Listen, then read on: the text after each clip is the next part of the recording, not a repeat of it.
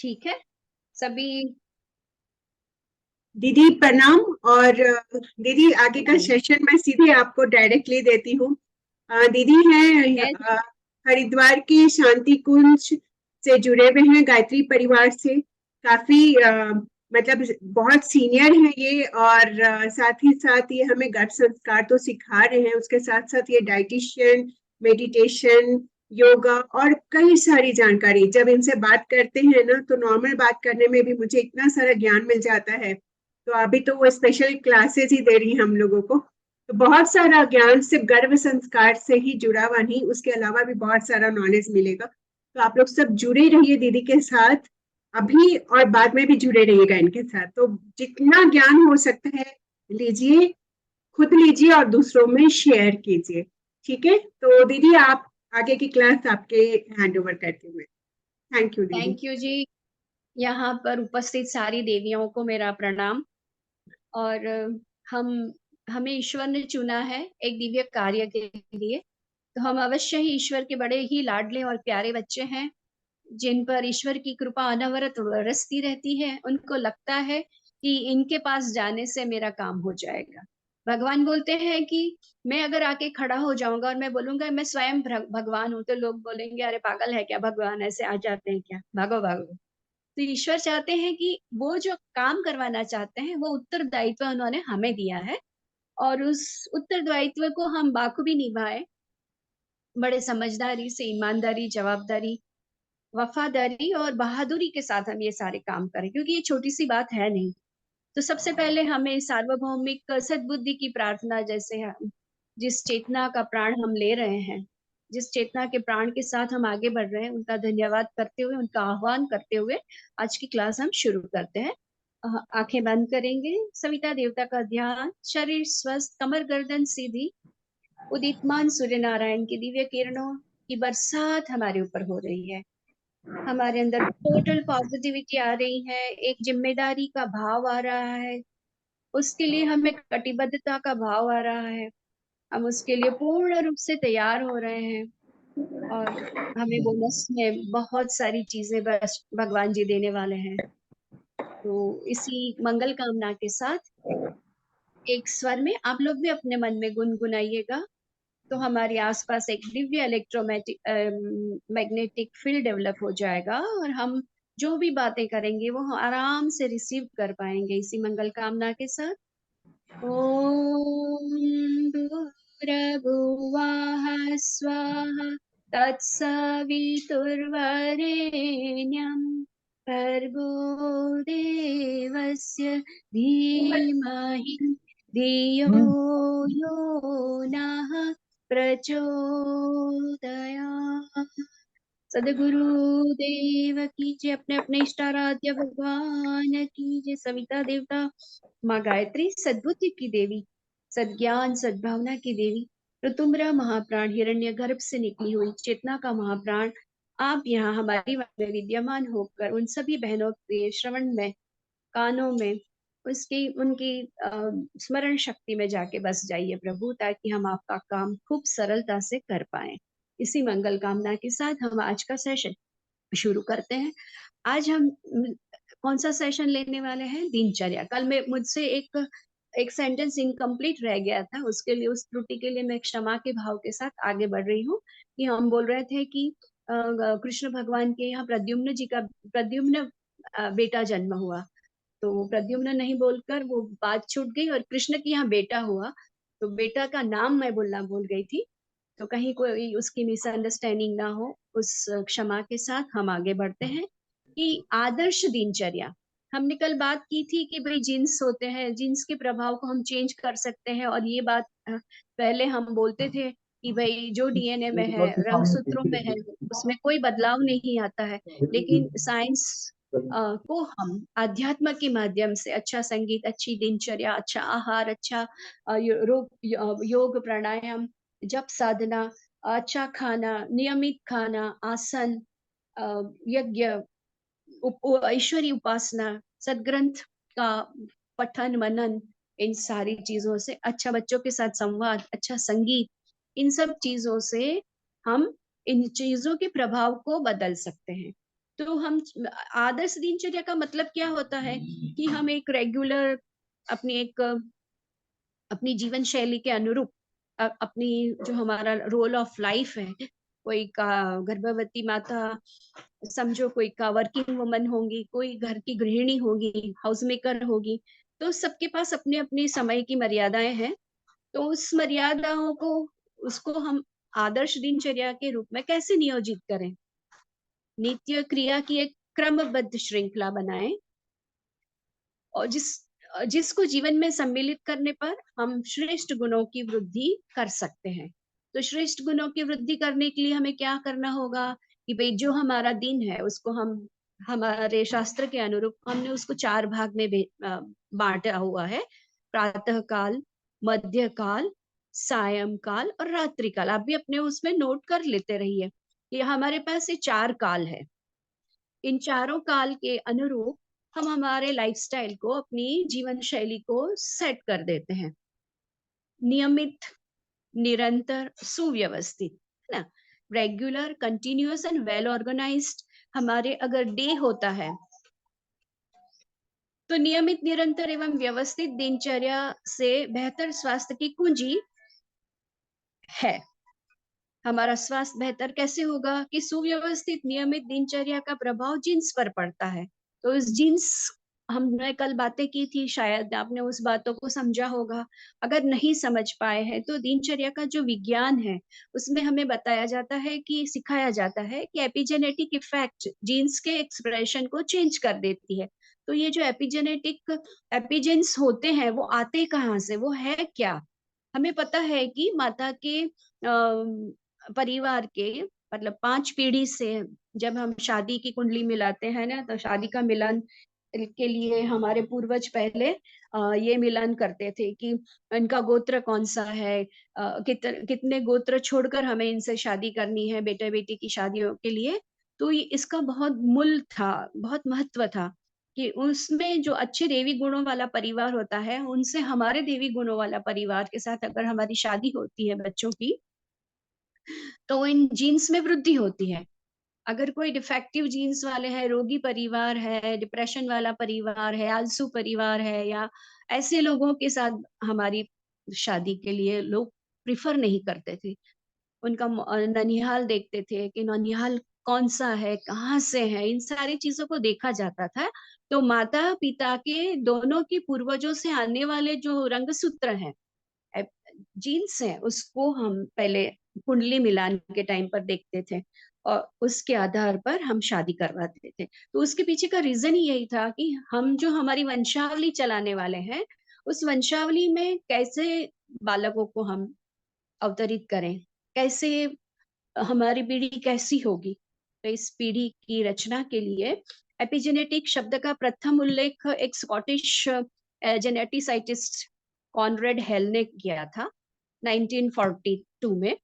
पर हमारे जो पूर्वज थे, हमारे जो ऋषि मुनि थे, उन्होंने तो 5000 वर्ष पहले ही, हमने कल बता दिया था कि ऋषि पिपलाद ने 5000 साल पहले अगर्भ संहिता नाम का पुस्तक लिखा था, एक ग्रंथ लिखा था, जिसमें उन्होंने उन सारी छोटी छोटी चीजों की बारीकी को बताया गया था कि एक जीव को धरती पर लाने का और उसको चेतनवंता बनाने का, दिव्य चेतनाओं से भर देना, सृष्टि का श्रेष्ठ श्रृंगार हम उसे कैसे दे पाएंगे और उस सृष्टि को वो कैसे अभिनव जगत बना पाएगा। तो उसके लिए हमें ये जो दिनचर्या का विज्ञान है उसको प्रॉपरली अगर हम फॉलो करते हैं, तो वो जीन्स और पर्यावरण के संबंध का जो अध्ययन हम करना चाह रहे हैं, हम कर रहे हैं अभी। और हम माताओं को दिनचर्या का फॉर्म भरने के लिए देते हैं, वो बराबर भर के देती है, फिर उस उनको हम आगे पहुंचाते हैं जहाँ पे रिसर्च होती है, WHO में रिसर्च हो रही है, और हमारे कई बच्चे उसमें सिलेक्ट हो चुके हैं। तो हमें बड़ा गर्व होता है कि जो काम हम कर रहे हैं वो अद्वितीय है, ईश्वर को बहुत प्रसन्नता से भरा हुआ ये कार्य है। तो एक बायोलॉजिकल क्लॉक होता है हमारे दैनिक दिनचर्या में, मतलब हमें पता है हम 24 घंटे हमारे पास हैं, तो दिन और रात्रि। तो ये जो बायोलॉजिकल हमारे क्लॉक है उसमें ये जो हम जीवधारी हैं, उनके शरीर में एक निर्धारण की एक व्यवस्था, जैविक घड़ी का होता है, जो पूरे शरीर की गतिविधियों को नियंत्रित नियंत्रित एवं निर्धारित करती है। इस बायोलॉजिकल क्लॉक में वह शक्ति होती है कि वह हजारों की संख्या में, आप नोट कीजिएगा, इस घड़ी में वह शक्ति होती है कि वह हजारों की संख्या में जीन्स को क्रियाशील या अक्रियाशील कर देती है। यदि हमारे नियमित, हमारी जो दिनचर्या है, क्रियाएं हैं, जैसे खाना सोना, उसमें यदि डिस्टरबेंसेस आते हैं तो वो यह सूचना करता है जीन्स को, अच्छी पॉजिटिव वाइब्रेशंस नहीं देता है और शरीर और मन की व्यवस्था को गड़बड़ाने लग जाती है, गड़बड़ कर देता है। तो जिसका प्रभाव पड़ता है हमारी नींद पर, पड़ता है हमारे जागरण पर, पड़ता है हमारी हार्मोनल सिस्टम पर, पड़ता है डाइजेस्टिव सिस्टम पर, पड़ता है हमारे मेटाबॉलिज्म पर, पड़ता है एंड सीवीएस माने हमारी सर्वाइकल सिस्टम पर पड़ता है। तो ये सब क्या है और कैसे पड़ता है, इसकी छोटी छोटी जानकारियां हम लेंगे, क्योंकि इस 45 मिनट के क्लास में कम से कम बेसिक नॉलेज हमें मिल जाए। तो जैसे हमने बताया कि अच्छी गतिविधियों के कारण हमारे जीन्स को क्रियाशील और अक्रियाशील करने की जो हमारी सिस्टम है, उससे हमारे बच्चे पर पॉजिटिव और नेगेटिव संस्कारों की वृद्धि होती है। तो गर्भवती की आदर्श दिनचर्या में, जैसे हमने बोला, प्रातःकालीन, मध्यकालीन, सायंकालीन और रात्रकालीन, इन 4 भागों में हम इसे बांट देते हैं। तो प्रातःकालीन दिनचर्या क्या है? जैसे सुबह का जागरण। तो जब हम उठते हैं, बहुत सारे हमारे ऋषि मुनि देव शक्तियां, हमारे गुरुज वगैरह बताते हैं कि जब आप बिस्तर में जगते हो तो एक दिन की जीवन होता है, और जब हम सो जाते हैं तो एक दिन की मृत्यु होती है। मतलब हमें पता नहीं है कि कल सुबह हम उठ के जा हमारा जीवन हमें मिलेगा या नहीं मिलेगा। तो ये जो हमारी दिनचर्या है सुबह, तो हम भगवान का धन्यवाद करते हैं। मतलब इसको हम इस तरह से बांट सकते हैं दिनचर्या, प्रातःकालीन दिनचर्या में, मतलब सुबह उठना है, उषापान करना है, तो अगर हम प्रेग्नेंट है, बहुत भूख लगी है, तो थोड़ा सा सूक्ष्म नाश्ता करना है। फिर हमें ध्यान, प्राणायाम, आसन, हमारा नैतिक, जब हम उठते हैं तो हमारे नित्य क्रम होता है, वॉशरूम जाना होता है, ब्रश करनी होती है, स्नान करना होता है वगैरह करके हम आसन, प्राणायाम, जप, ध्यान, साधना करेंगे। अगर हम यज्ञ करते हैं तो यज्ञ एवं ईश्वर की आरती धून बजाएंगे और फिर नाश्ता करेंगे। तो ये सब इस जो प्रातःकालीन दिनचर्या है, आपने नोट कर ली होगी। ये सारी चीजें क्या है और हम कैसे कर सकते हैं? तो जब जैसे हम सुबह उठते हैं तो हमें सिखाया गया है कि आत्मा बोध साधना, मतलब प्लानिंग ऑफ अ डे, हम अपने प्लान डे को प्लान करेंगे, उसकी हम लिस्ट बनाएंगे कि हम आज का दिन, हम बोलते हैं ना नया जन्म, तो उसके लिए भगवान को थैंक यू बोलेंगे कि प्रभु, आज आपने मुझे जगा दिया है, मुझे एक दिन की जीवन मिला है, तो मैं आपका धन्यवाद करती हूँ। जो भी है, माता पिता दोनों, ये आत्मबोध साधना दोनों को करनी है। और उस जीवन सृष्टा की बहुमूल्य को की धरोहर को कैसे सदुपयोग करूं? तो आपके वर्क के अनुरूप, आपके शेड्यूल के अनुरूप आप एक गोल चार्ट बना दीजिए, एक आदर्श दिनचर्या बना दीजिए कि मैं इतने बजे ये काम करूंगी, इतने बजे ये काम करूंगी, ये करूंगी, इतना काम करूंगी, आज मैं इतना मार्केट के लिए जाऊंगी, मार्केटिंग जाऊंगी, आज मेरा बॉडी चेकअप डे है, एक्सेट्रा एक्सेट्रा। जो भी हमारा, आज हमें अपनी फ्रेंड्स को मिलने जाना है, आज हमारी पार्टी होने वाली है, वगैरह वगैरह, जो भी हमारी दिनचर्या है उसको एक पेपर पर लिस्ट डाउन करेंगे। और फिर भगवान को मॉर्निंग की प्रेयर करके ईश्वर का धन्यवाद करेंगे कि प्रभु, मैं आपका धन्यवाद करती हूँ, जैसे मैंने दिन को निर्धारित किया है उसे पूरा करने में, मेरे लिए जो हितकर है उसे पूरा करने में मेरा सहयोग करें। मंगल प्रार्थना करते हुए अपनी सांसों को धीमे धीमे, पूरी आंखें बंद करते हुए, पूरी शरीर को एक अच्छी चेतना देकर, एक लव एंड अफेक्शन भरा बॉन्डिंग देकर हम अपनी शुरुआत करेंगे दिन की। कुछ लोग जब पहला पैर धरती पर रखते हैं, धरती माता को प्रणाम करते हैं, उसका मंत्र अगर आता है तो उसकी प्रार्थना बोलते हैं। और ईश्वर की प्रार्थना करने से हमारे अंदर क्या है, इट्स अ की ऑफ इंटरपर्सनल इंटेलिजेंस डेवलप हो जाती है। हम सबको पता है कि पावर ऑफ प्रेयर्स क्या होता है, प्रार्थना में कितना बल है ना। प्रार्थना में अगर प्राण आ जाए, अगर उसमें बल आ जाए, तो हमारे जीवन में कमाल हो जाती है। तो इस कमाल को प्राप्त करने के लिए हमें बहुत निष्ठा से प्रार्थना करनी होती है, बड़ी श्रद्धा से, आत्मविश्वास से पूर्ण, कोई शंका नहीं, कोई कुशंका नहीं, पूर्ण श्रद्धा, पूर्ण विश्वास की me and my God, me and my universe, हम दोनों एक दूसरे के प्रति कटिबद्ध है, कृतज्ञ है, और हम अपना कार्य अच्छे से कर पाएंगे। ये तो हुआ हमारा जागरण। जब हम उठते हैं तो उसकी जो प्रार्थना होती है वो होगी, है ना।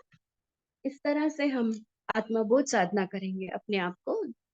फिर उषापान, हमें पता है कि अ, जैसे हम उठते हैं तो पानी पीना हमारे लिए आवश्यक होता है। रात्रि काल दरमियान हमारे आंतों में बहुत सारे अच्छे बैक्टीरियास होते हैं जो हमारे डाइजेस्टिव सिस्टम को डेवलप करने में, उसको अच्छा और बेहतर बनाने के लिए गुड बैक्टीरियाज भी अंदर होते हैं।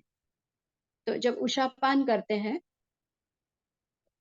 हम, उषापान के लिए हम क्या करेंगे, रात को तांबे के बर्तन में एक कलश होगा या तो कोई पॉट होगा, उसको नॉन कंडक्टर कोई प्लेस पर रख देंगे, या तो लकड़ी के ये ऊपर या तो कोई प्लास्टिक के ऊपर उस पॉट को रख देंगे। और उस सुबह उस तांबे के बर्तन वाला पानी हम धीरे धीरे उकड़ू बैठकर, जैसे हनुमान जी बैठते हैं ना, अगर हम नीचे बैठ सकते हैं कुछ आसन बिछाकर, तो वो उकड़ू बैठ उस स्थिति में बैठकर 2-3 ग्लास धीरे धीरे, एक एक घुट हमारी सलाइवा उसमें मिलती जा रही है, और सलाइवा के साथ वो वहीं पर एब्जॉर्ब होते होते 2-3 ग्लास पानी हमें पी लेना चाहिए। उससे क्या होगा, ये तो हर एक के लिए है, गर्भवती माताएं नहीं, हम जो भी लोग हैं, हम सबको ये नियम अवश्य ही फॉलो करना चाहिए। और अभी तो बरसात चल रही है, बरसात और सर्दियों में हमेशा तांबे के बर्तन का पानी पीना चाहिए, क्योंकि वो it's a good conductor of electromagnetic field. तो आसपास के वातावरण से दिव्य चेतना को वो धारण कर लेता है, और उस पानी के द्वारा हम उसको अपने शरीर में धारण करते हैं।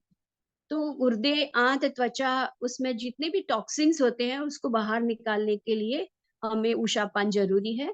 तो उसके लिए शुद्ध, स्वस्थ और हमें इसे पवित्र जल को पीना है, भाव करना है कि ये बहुत दिव्य है, बहुत पवित्र है, बहुत गुणकारी है, मेरे शरीर के रोम रोम को वो एकदम ताजा तरो बना रहा है। हम जितनी अच्छी भावनाएं हम उस पानी के साथ जोड़ सकते हैं, ये अमृत है, मैं अमृत पी रहा हूँ, और मेरे पेट के रोग, गैस, एसिडिटी, अपच, कब्ज आदि उससे स्वस्थ हो रहा है, मेरी पाचन क्रियाएं बहुत अच्छी तरह से एक्टिवेट हो रही है। रात के समय मुंह के अंदर जो बैक्टीरिया होता है वो कई गुना बढ़ जाता है। उषापान के साथ अगर हम ये बैक्टीरिया, मैं बोला ना, हमारी डाइजेस्टिव सिस्टम को इम्प्रूव करने के लिए मुख की लार के साथ मिलकर वो डाइल्यूट हो जाते हैं, और पेट में जाकर हमारे अंदर, मैंने बोला ना, गुड बैक्टीरियाज रोग प्रतिकारक शक्ति को, रोग प्रतिरोधक शक्ति को बढ़ाने में कार्य करते हैं, हमारे टिश्यूज में सुधार हो जाता है। तो इस तरह से हमें सुबह उषापान करना सबको बहुत जरूरी है, पर अगर वो अच्छी पोजीशन के साथ बैठकर अगर पिया जाए तो ज्यादा हितकर होता है।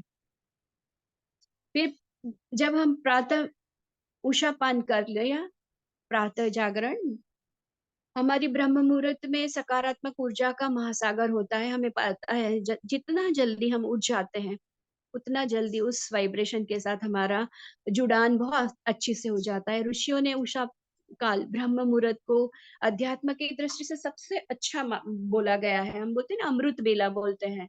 उसमें जब हमारी चेतना ईश्वर के साथ जो कुछ भी संवाद करना चाहती है, जो कुछ भी प्रार्थना के माध्यम से हम उन्हें गुहार लगाते हैं, अर्जी लगाते हैं, तो वो चिरस्थायी बन जाती है। भगवान उसे बराबर अपने रिकॉर्ड्स में ले लेते हैं और उसके अनुरूप अनुदान वरदान हमारे ऊपर बरसाते रहते हैं।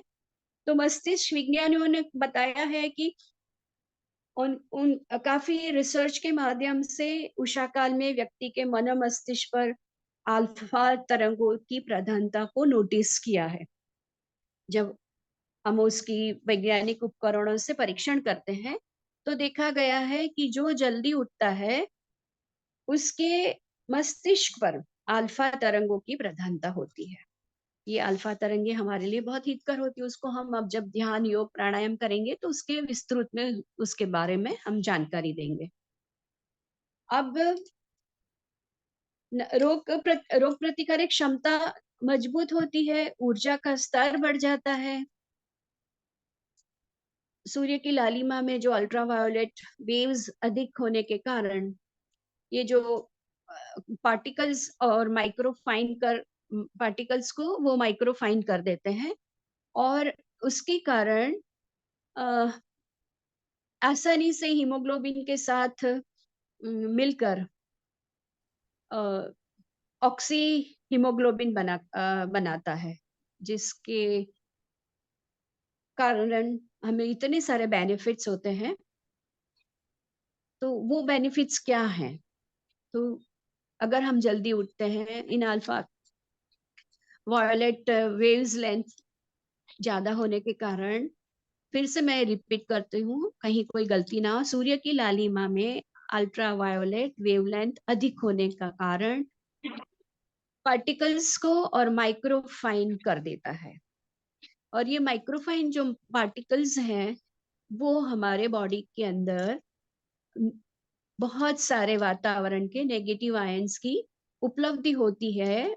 यह नेगेटिव आयंस आसानी से हीमोग्लोबिन के साथ मिलकर ऑक्सी हीमोग्लोबिन बनाता है, जिसके कारण रोग प्रतिकारक क्षमता मजबूत होती है, ऊर्जा स्तर बढ़ता है, रक्त के पीएच का संतुलन बना रहता है। पीएच माने जब हमें एसिडिटी होती है, तो एसिड लेवल ऊपर नीचे जो हो जाता है उसको मेंटेन करता है। हमारे अंदर कोई बॉडी में पेन्स हैं, किसी कुछ कुछ लोगों को खराश होती है, एक्जिमा होता है, तो उसमें हमें राहत मिलती है। हमारे बॉडी में जो आयंस और विटामिन्स होते हैं अच्छी तरह से एब्जॉर्ब हो जाते हैं, अच्छी नींद का लाभ मिलता है। हमारे अंदर जो जितने भी अवसाद माने उसको दूर करने में ये पॉजिटिविटी बिल्डअप करता है, और हमारे जो ब्रेन की एक्टिविटीज है उसकी कार्य क्षमता को बढ़ा देता है।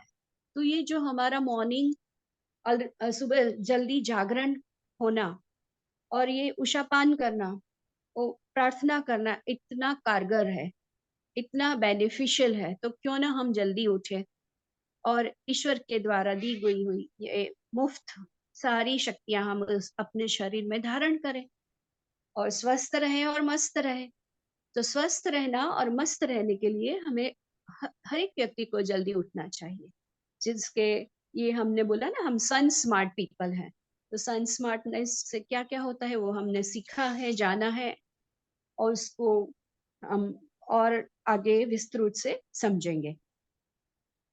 अब जब प्रेग्नेंट लेडी होती है तो उसको भूख लग जाती है, क्योंकि रात को उसके जितने भी ऑर्गन्स डेवलपमेंट होते हैं वो बहुत फास्ट होते हैं, दिन के उस सामने रात्रि में उसके एक्शन फास्ट हो जाते हैं। तो मतलब हाइपोग्लाइसीमिया इन द सेंस कि उसके बॉडी में खाना नहीं होता है, बहुत उसको भूख लग गई होती है, तो उस वक्त वो सूक्ष्म नाश्ता कर सकती है, छोटा सा नाश्ता, ताकि वो अपने आगे की दिनचर्या को बहुत अच्छी तरह से निभा पाए, स्वस्थ होकर प्रसन्न चित्त से वो कर पाए, लेजीनेस नहीं आएगी, डिप्रेशन नहीं आएगा। तो वो क्या है, हम सब अगर जानते हैं सत्तू, यूपी में, नॉर्थ में, सब जगह पर सत्तू का प्रचलन बहुत है।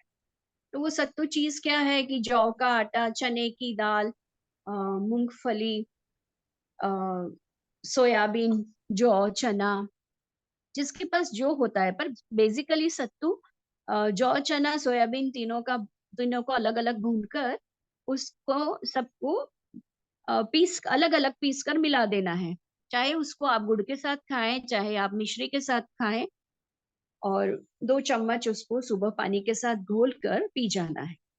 और उसको भी धीरे धीरे पीना है, क्योंकि जीभ के नीचे जो हमारी टाइलिन होती है, सलाइवा होती है, वो उसको अपने ब्लड फ्लो में एब्जॉर्ब कर लेती है और ब्लड फ्लो में डाल देती है। जब ब्लड फ्लो में वो पहुंच जाता है तो इमीडिएटली सारे ऑर्गन्स को एनर्जी मिल जाती है। उसको टीसीएस साइकिल, माने लीवर से खाना लेने की जरूरत नहीं पड़ती है। लीवर पर जब खाना पचेगा तब जाके शुगर बनेगी, तब जाके वो डिस्ट्रीब्यूशन करेगा। तब तक हमें राह नहीं देखनी पड़ती है। इसलिए सबसे बढ़िया वाला नाश्ता है सुबह में सूक्ष्म नाश्ता सत्तू। टाइलिन जीभ के नीचे एब्जॉर्ब हो जाएगा और फटाफट ब्लड फ्लो में जाके हमें शक्ति देगा। अगर ये हम सत्तू नहीं खा रहे हैं तो हम क्या करें? काफी लोगों के क्वेश्चन होते हैं, क्या हम बादाम खा सकते हैं, अखरोट खा सकते हैं? तो क्या क्या खा सकते हैं? तो बादाम 5, उसके साथ छुआरा खा सकते हैं। छुआरा और अखरोट, इन सबको आपको पानी में रात को भिगो भिगो देना है और सुबह उसकी स्पेशली बादाम का छिलका निकाल देना है। क्यों निकालना है? क्योंकि उसके अंदर बहुत सारे टॉक्सिन्स होते हैं और ये जो टॉक्सिन्स होते हैं वो बॉडी के लिए बहुत हार्मफुल होते हैं, वो कैंसरियस होते हैं। तो जितने भी नट्स हैं हमारे पास, उन सारे नट्स को आपको पानी में भिगो कर खाना है, ताकि वो जो टॉक्सिन्स वाला पार्ट है पानी में एब्जॉर्ब हो जाएगा और हम एकदम स्वस्थ, डाइजेस्टिव और इजी डाइजेस्टिव नट्स बना देंगे। क्योंकि वो जो ऑयल फॉर्म है वो मिल्क फॉर्म में कन्वर्ट हो जाएगा। तो जब मिल्क फॉर्म में कन्वर्ट हो जाता है तो वो इजी डाइजेस्टिव हो जाता है और हमें उसके अंदर के सारे न्यूट्रिएंट्स बहुत इजीली मिल जाते हैं, डाइजेस्ट हो जाते हैं। तो ये हुआ हमारा सूक्ष्म नाश्ता। मतलब हर फीमेल को सुबह उठ के भूख लगती ही लगती है और उसे कुछ इस तरह से खाना चाहिए। सत्तू को चाहे पानी में गुड़ से मिला के खाइए, या तो मिश्री के साथ। समर है तो आई बिलीव कि आप मिश्री के साथ खाएं, और विंटर है तो आप गुड़ के साथ खाएं। वैसे तो कोई फर्क नहीं है, आपके पास जो भी अवेलेबल। तो इस तरह से हमारा नाश्ता हो गया। और एक चीज, जब भी माँ उठती है तो बच्चे के साथ संवाद करती है कि बेटा चलो सुबह हो गई, उठ जाओ, मम्मा उठ गई है, आप भी उठ जाओ, चलो मम्मा नाश्ता करिए, मम्मा को भूख लग रही है, मम्मा को भूख लग रही है तो आपको भी भूख लग रही है। तो इस तरह से उसके साथ जब से हम जगते हैं 24 आवर्स हम हर क्रिया के साथ हम अपने बच्चे के साथ वो बात करते रहते हैं, उसको इन्वॉल्व करते रहते हैं, उसको पूरी फैमिली के साथ अवगत करा देते हैं, पूरे घर के एनवायरमेंट के साथ उसको अवगत करा देते हैं। देखो बेटा ये हमारा बेडरूम है, ये है, ये हमारा आंगन है, यहाँ हमारे वृक्ष है, ये है वो। जिस तरह से हम उसके साथ संवाद करते रहेंगे, बातें करते रहेंगे, और इन 24 आवर्स में मैक्सिमम 4 आवर्स आपके पास एक सॉफ्ट म्यूजिक बजते रहना चाहिए। तो ये जो भी क्रियाएं हम करेंगे वो एक अच्छे म्यूजिक के साथ करेंगे। और जब हम संगीत के बारे में चर्चा करेंगे तो इफेक्ट ऑफ संगीत उसको हम उस वक्त बहुत अच्छी तरह से समझाएंगे। अगर स्नान भी करते हैं, काम करते हैं, घर का ब्रेकफास्ट बनाते हैं, तो उस वक्त भी अच्छी कोई प्रार्थना गुनगुनाएं।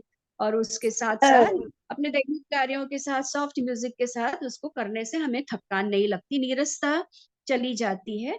और हमें ये श्रमरत बनने में हमारे मस्तिष्क को एक्टिव रखती है। ठीक है।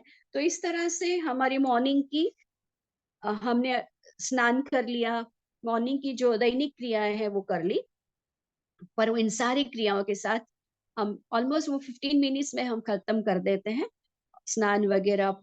और उसके बाद हम थोड़े आसन करेंगे, जिससे हमारे अंग अवयवों में वो प्राण शक्ति की ऊर्जा शक्ति बढ़ जाएगी और हम हमारे बालक को एक स्वस्थ, बहुत अच्छी तरह से मेंटल, फिजिकल और इमोशनल बॉन्डिंग के साथ उसको बड़ा कर सकते हैं।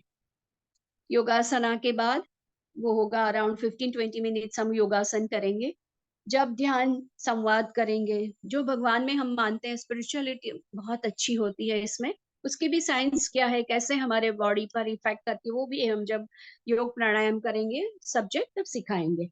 तो मेडिटेट करना बहुत जरूरी है, उससे हमारी जो आत्मा है परम चेतना के साथ बहुत आराम से जुड़ जाती है।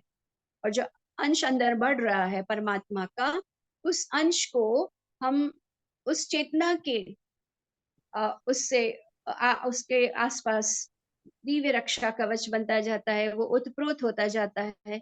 और हमें पता है कि सभी लोग बोलते हैं कि ये 9 मंथ्स एक बहुत बड़ा कालखंड है, उसको जो जीव अंदर है उसको घुटन होती है, कैसे जीना पड़ता है, पॉटी सुसु होगी उसमें भी उसको रहना पड़ता है, बाहर निकालना चाहता है लेकिन निकल नहीं सकता है, बहुत सारी घुटन होती है। तो ये जो अवस्था है उससे बाहर निकलने के लिए ध्यान से वो बड़ा प्रसन्न रहता है। पर उस वक्त भी एक हल्का म्यूजिक लगाकर आप ध्यान करें, आधा घंटा ध्यान करें, थोड़ा संवाद करें उसके साथ, चलो बेटा हम ध्यान करने बैठ रहे हैं, ध्यान से ये सारे फायदे हो रहे हैं, आपका मस्तिष्क अच्छा हो रहा है, आपके अंदर सारी पॉजिटिविटी आ रही है। इस तरह से ध्यान के हर क्रिया के साथ आपको संवाद करते रहना है। अब प्राणायाम आ गया। प्राणायाम तो हमें पता है, प्राण चेतना का महाप्राण जो अंदर ऊपर है उसमें तो खाली ऑक्सीजन होता है ना। उसमें हम प्राण चेतना का प्राण तत्व मिलाते हैं, तब जाके एक अच्छा श्वास बनता है, इसमें वाइटलिटी बढ़ जाती है। तो ये ऑक्सीजन की मात्रा में जो क्वालिटी ओके अच्छी हो जाती है। तो ये प्राणायाम, फिर भगवान की आरती वगैरह, और फिर हम ब्रेकफास्ट करेंगे। तो हमारा आई थिंक ये सेशन 40 मिनट्स का यहाँ खत्म हो रहा है। हम सेकेंड हाफ में आगे बढ़ेंगे।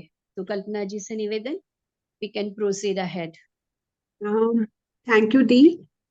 और दी, आज एक क्वेश्चन है आपसे, किसी ने मेरे को पूछा था फोन पर हाँ जी। कि कुछ लोग होते हैं जो खुद से बेबी को अबॉर्ट करते हैं। ठीक है, जैसे कि कल आपने बताया कि जो खुद से अबॉर्शन हो जाता है वो मतलब आत्मा खुद से सेलेक्ट करती है कि नहीं, मेरे हिसाब से ये एटमॉस्फेयर नहीं है, तो वो चले जाते हैं। बट जो मदर खुद से अबॉर्ट करती है जाकर, वो क्या है, मतलब वो किसकी इच्छा होती है वहां पर, उस सोल के साथ क्या होता है, या फिर उस सोल के साथ क्या कनेक्टिविटी होती है मदर की फिर? मुझे लगता है कि ये एक अकल्पनीय व्यवस्था है कि जो गर्भ में जीव आया है, जिसको आपके साथ रहना है, और आप माता पिता जो है वो उसके लिए तैयार नहीं है। जीव और उसका कोई रिलेशन नहीं है, जीव तो रहना चाहता है, परंतु अव्यवस्थाओं के कारण क्यों कोई अबॉर्शन कराएगा? तो अबॉर्शन के कुछ कारण है कि भाई फिजिकल डेवलपमेंट नहीं हो रही है, कोई डिफॉर्मेटिव्स है, डॉक्टर बता रहे हैं कि भाई आप आपको इस बालक को आगे नहीं ले जा सकते। उसके लिए भी हमने बोला कि अगर हम संवाद करते हैं तो असंभव को संभव करने का काम एक माता और परमात्मा के साथ हमारी जो प्रार्थना होती है वो कर सकती है। तो ये कभी असंभव नहीं होता है, पर वो ये माता पिता का निर्णय होता है कि जीव से कोई लेना देना नहीं। अगर अघटित घटना हो गई है और उनको वो चाहते हैं कि इस बालक को हम धरती पर नहीं लाना चाहते हैं, इस बालक को हम अच्छी तरह से परवरिश नहीं कर पाएंगे, जो भी उनके रीजंस रहे होंगे, पर मैं चाहती हूँ कि अगर कोई ऐसा कारण ना हो तो उन्हें अबॉर्शन नहीं करवाना चाहिए। तो जीव और ये माता पिता का डिसीजन है, जीव का कोई लेना देना नहीं है इस चक्कर में, जब तक मुझे ज्ञान है कि ऐसा कुछ नहीं होता है। अब वो माता पिता के खुद के निर्णय होते हैं, और ये भी एक संभावना है जो मैं मानती हूँ कि वो जीव अम, इस परिवार से त्रस्त हो गया है या उस वातावरण से वो खुश नहीं है, तो माता पिता को एक संवेदना दे रहा है कि आप मुझे अबॉर्ट कर दो। ठीक है। हमने वो ट्विन फ्लेम सीखा था, तब हमने ये सीखा था कि वो जो आत्माएं आती हैं उनके रोल क्या होते हैं, तो ये भी उससे रिलेटेड ही है शायद। आप ठीक क्या बोलती हैं आप? मैं सेकंड सेशन में दी इसको कंटिन्यू करती हूँ, क्योंकि ये यहीं पे डिस्कनेक्ट हो जाएगी क्लास।